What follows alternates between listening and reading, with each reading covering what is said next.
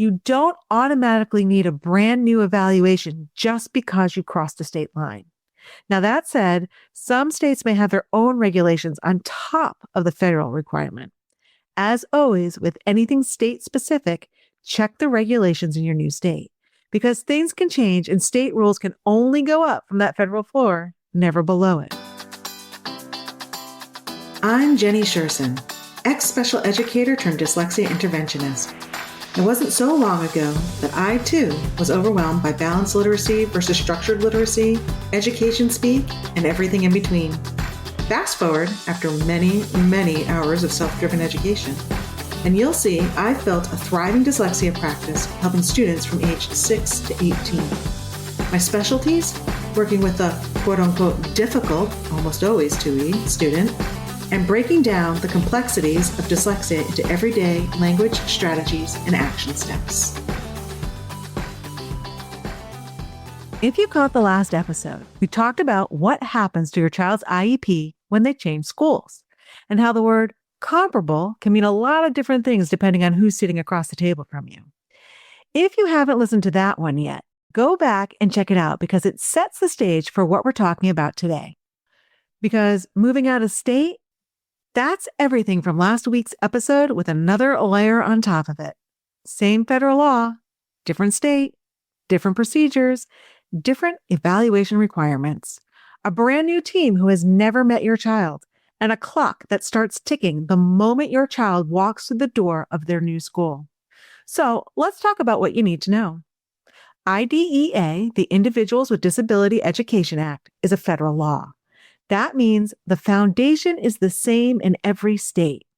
The 13 eligibility categories, your child's right to a free, appropriate public education, the requirement for comparable services during a transition, the IEP process itself, all of that travels with you.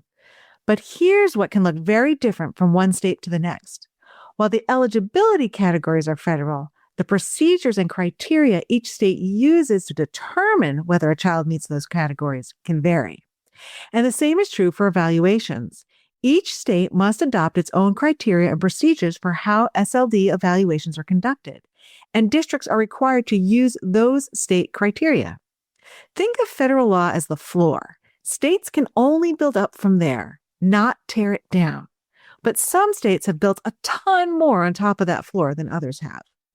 What that means in practice is that a new school in a new state may approach your child's eligibility determination and evaluation using a different process, different document requirements, or different criteria than what you're used to. The category your child qualifies under doesn't change, but how the new school gets there and how rigorously they apply the standards can feel very different depending on where you've landed. And that's why knowing your new state's specific special education regulations matter. The word dyslexia, the specificity of your child's eligibility classification, the way evaluations are conducted, and the services are structured, all of that can be influenced by what your new state has built on top of the federal foundation. And the new school has to provide comparable services while they sort everything out. But they will also likely want to take a closer look at your child and figure out where they fit within their own system, which brings us to the transition meeting. Most schools will schedule a transition IEP meeting around the 30-day mark after your child starts. They want to get their own read on your child before making any decisions about services and goals. And here's the reality of that timeline. 30 days is not a lot of time, especially if your child started at the beginning of a new school year where everything is chaotic, staff are getting settled, and your child is still adjusting to a new building and new teachers and new routines.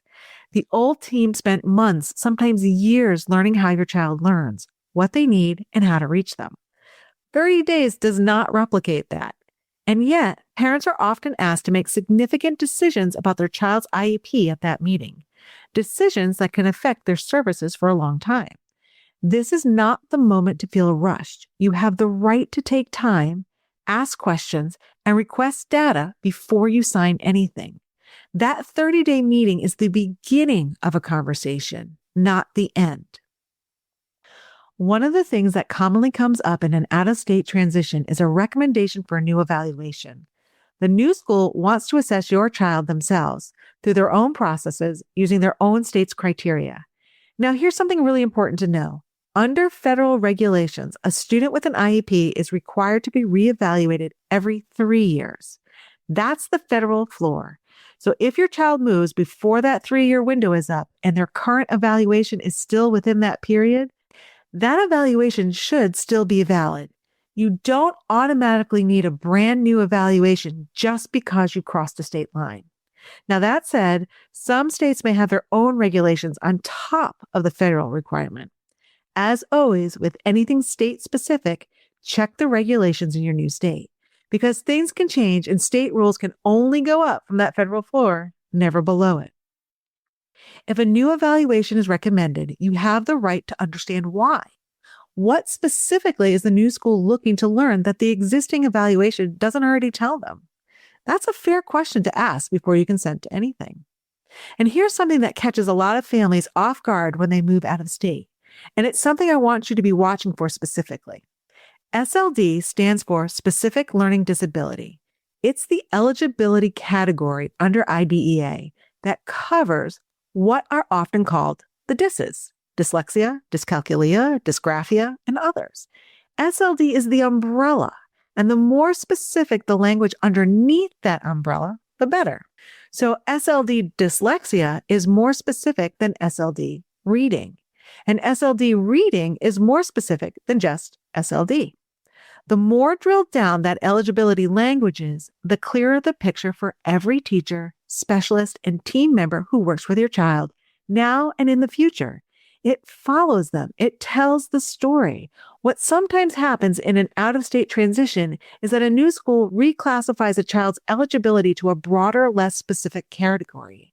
It may not feel like a big deal in the moment. They're still eligible. They still have an IEP, but that specificity matters for the services your child receives and for every team that advocates for them going forward. Here's something important to know if the new school tells you they can't use the word dyslexia in the IEP. In October 2015, the U.S. Department of Education Office of Special Education and Rehabilitative Services issued what's called a Dear Colleague letter. And it states clearly that there is nothing in IDEA that prohibits the use of the terms dyslexia, dyscalculia, or dysgraphia in evaluations, eligibility determinations, or IEP documents. That guidance was sent directly to state and local education agencies across the country. So if a school tells you they can't use the word, that is not accurate.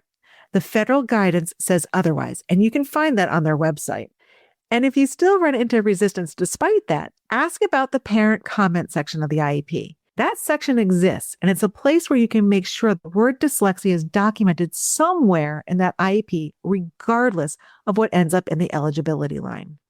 Now, if you're a military family navigating an out-of-state move with a child who has an IEP, there is a program specifically designed to support you through these transitions. It's called the Exceptional Family Member Program, or EFMP. EFMP offers educational support and has school liaison officers at installations who can help families understand their rights and navigate the IEP process in a new state. Some installations also have case managers who can attend IEP meetings with you, though that varies by branch and by installation. Your mileage may vary with EFMP. The support available to you depends on where you're stationed and which branch you're in. So the best thing you can do is contact your installation's EFMP office directly and ask what's available to you. Don't assume, ask. And regardless of what support you access through EFMP, your records remain your most reliable constant through every move. Now, we talk about this all the time, right? We talked about it in the last episode too, and it bears repeating, especially for an out-of-state move. Your child's complete records are what tells their story when no one in that new building knows them yet. Current IEP, all evaluation reports, progress notes, prior written notices, any written correspondence. All of it. Get it before you move. In a new state with new eligibility standards and a new team starting from scratch, your records are your evidence. They are what you point to when a new school questions services, challenge eligibility, or suggests a child needs to be reevaluated from the ground up.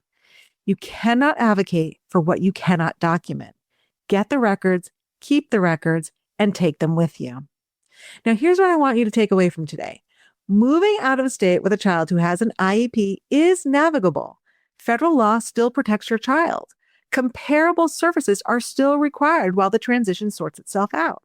And a new state does not automatically mean starting from zero, but it does mean you need to be paying attention to how your child's eligibility is classified, to whether a new evaluation is actually necessary or just the school's preference, to the difference between the federal floor and what your new state builds on top of that, and to the fact that 30 days is not enough time for anyone to truly know your child. Remember, the IEP is a living document and can be updated or changed at any time throughout the year. Get your records before you move, check your new state's regulations, and ask questions before you sign anything. And if you're in the middle of an out-of-state transition right now and things aren't adding up, that's exactly what we work through inside Together Through Dyslexia.